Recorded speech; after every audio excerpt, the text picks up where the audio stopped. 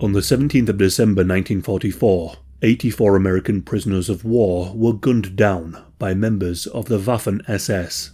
In today's video, we will cover briefly the last major German offensive, the massacre at Malmedy, and the failings of the trial to bring those responsible to justice. It is perhaps helpful to start with the situation of the Western Front towards the end of 1944. The Normandy landings were followed by a massive Allied push towards Nazi Germany. The speed of the advance had forced the Germans to retreat, but meant that Allied forces were running on fumes and spread very thin. It was thought that the German forces would regroup over the winter. Instead, a massive German counterattack was launched on the 16th of December 1944. Two massive panzer tank armies and the forces of the 7th Army were to punch through the Allied lines, divide the American and British forces, and push to the important city of Antwerp. Antwerp was vital for the Allied supply lines, and its loss would be a major setback. The operation would be named Watch on the Rhine, otherwise known as the Battle of the Bulge, for the 50-mile wide and 70-mile deep advance the German forces achieved. Heading one of the main panzer forces was Standartenführer Joachim Peiper of the 6th SS Panzer Army.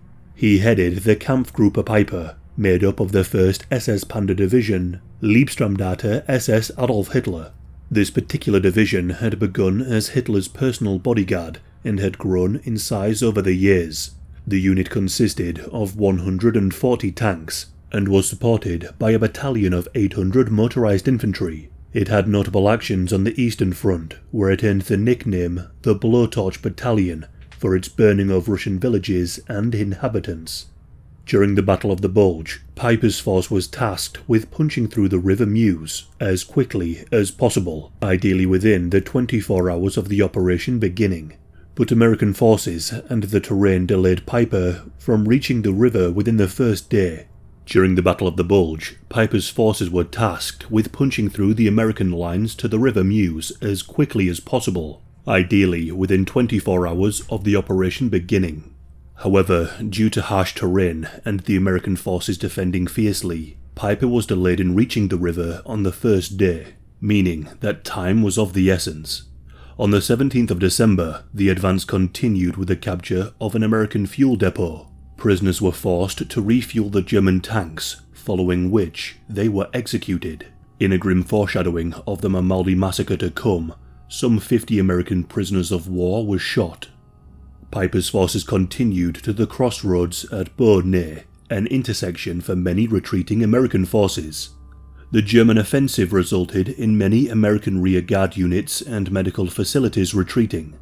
Amongst those retreating were 140 men of the 285th Field Artillery Observation Battalion Battery B. These men were going south to St. V in Belgium. These men were not frontline soldiers, but rather they focused on the identification and location of enemy artillery batteries. Whilst Battery B were aboard their trucks and unarmoured vehicles, the column was spotted by Peiper's forces as they made their way through the crossing. They were flanked and only armed with small arms, and they were facing heavy armour.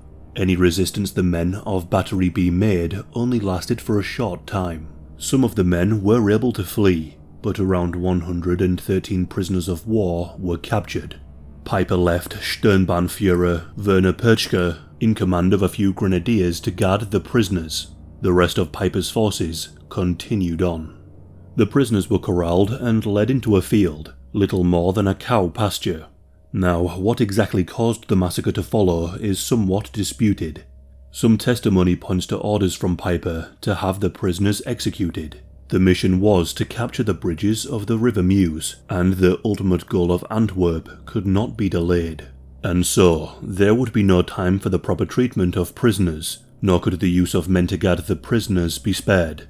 Other testimonies point to the younger, less experienced SS soldiers opening fire on prisoners attempting to flee, which then triggered a massive assault. One survivor of the massacre was Sergeant Kenneth Ahrens. According to his testimony, the following occurred. While we were standing with our hands in the air, a tracked vehicle pulled up on the road, about 25 yards away from us. An officer or a non-com was standing on top of the vehicle. There were also a couple of other German tracked vehicles in the front of this vehicle. The German stood up on top of this vehicle and, as if having target practice, fired into the group as we stood there, taking deliberate aim. I noticed around 10 feet in front of me in the front row, one of the men from my battery dropped to the ground. He had been shot through the head. By the time I looked back at the German, I heard another shot. I saw another fellow from my battery drop, again, shot through the head. What then followed was machine gun fire into the prisoners of war. Ahrens tried to flee as the firing started and he was struck in the back. This resulted in him falling to the snowy ground. As he laid there, he recalled the machine guns firing sporadically for around 30 minutes. Some of the SS soldiers dismounted the vehicles and walked amongst the bodies. They spotted those still breathing and finished them off, either with pistol fire or with the butt of a rifle. As Ahrens lay on the ground, holding his breath and attempting to play dead, he recalls hearing the SS soldiers laughing between the tearing of flesh as the dying were executed. This day, 84 prisoners were executed, but plenty men from the battalion managed to reach friendly forces. Those who survived did so by playing dead, or were fortunate enough to be away from a large group of captured soldiers, into which the SS soldiers fired their machine guns. Those who were left to deal with the prisoners of war continued to push to the river, but in the end, the German counter-offensive was pushed back. News of this massacre spread quickly through the American lines, pushing many American soldiers to resist the advancing army. It also solidified their hatred against the Waffen SS. Piper's forces not only committed massacres against American prisoners of war, but also against Belgian civilians. In around half a dozen towns, men and boys over 16 were summarily executed on suspicion of being resistance, and as a deterrent for others seeking to join. At the town of Stavelot, as many as 164 Belgian men, women and children were massacred by Piper's forces. It would not be until January of 1945 that the Americans were able to locate the massacre site. This was when the Allies pushed west. On the 13th of January 1945, the field was located, and from beneath the snow, the bodies were exhumed.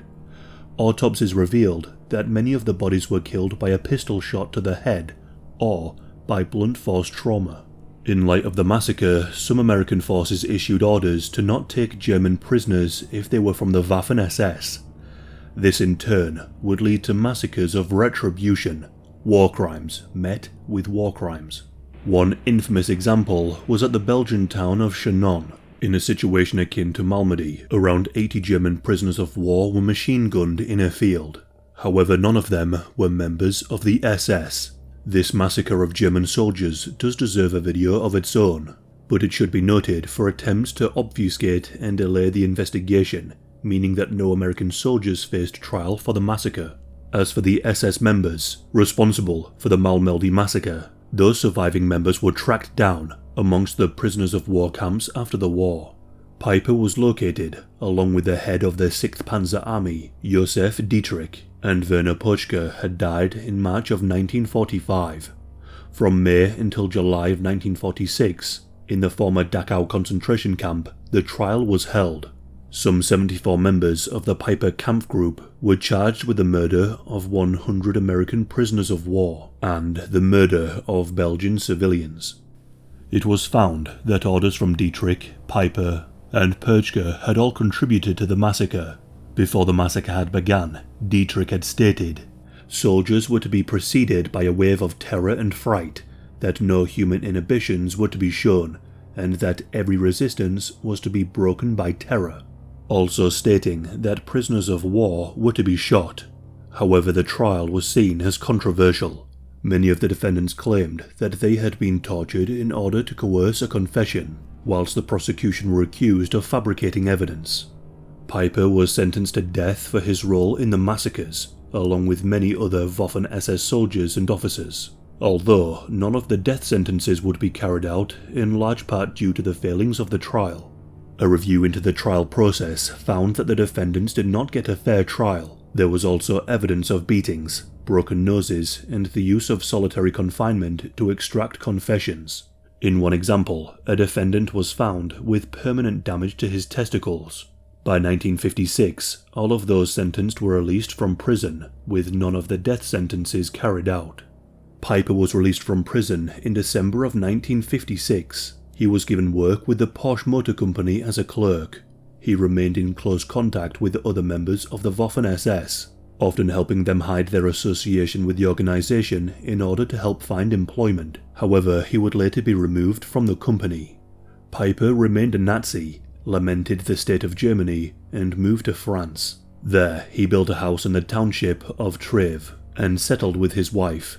He worked as a German to English translator under a pseudonym. He was later identified by a former member of the French resistance, and soon enough, Piper became a target of French communists.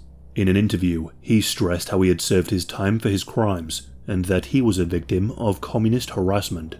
On the 14th of July 1976, Bastille Day in France, Piper's house was burned down. His charred and shrunken body was found, clutching a rifle and a handgun. There appeared to be evidence that he attempted to fight off the arsonists, and had attempted to throw some of his possessions out of the window before succumbing to the smoke. No one was ever held responsible for the attack, but a group by the name of the Avengers would claim responsibility. The Malmedy massacre is a grim example of the ruthless tactics employed by the Waffen SS.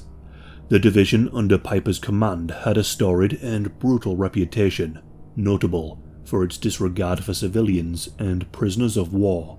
The mishandling of the trial and the retributive massacres against German prisoners of war ought to serve as a reminder as to the dangers of meeting war crimes with war crimes. Such acts can never serve true justice for those massacred.